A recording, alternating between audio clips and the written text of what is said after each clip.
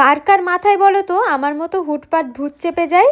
Hello hi সবাইকে, আমি প্রীতিশা। চলো তোমাদের সাথে আজকে ব্লগটা একটু শেয়ার করে নিই। সকালবেলায় মাথায় ভূত চাপলো, কালারটা আমি চেঞ্জ করে দেবো। আমি আর কোনো রকম চুলে কালার রাখবো না। তখনই দেখতে পাচ্ছ আমি কালারটা ব্ল্যাক করে নিলাম। দেন আমি শ্যাম্পু করে ভাবছিলাম আদেও কালারটা পুরোপুরি আসবে কি আসবে না, কারণ আমার চুলের অবস্থা খুবই ছিল খারাপ।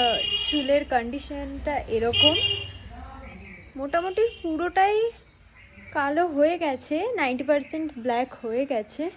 নিচগুলো অনেকটা আমি দিইনি বা অনেকটা দিয়েওছি, সেগুলো দেখা যায় চুলটা সকালে ভালো বোঝা যাবে যে চুলটা ব্ল্যাক হচ্ছে কি না। কারণ আমার ওই চুলটা না সামনেটা ভীষণ পরিমাণে বাজে লাগছিল। তো দেখা যাক।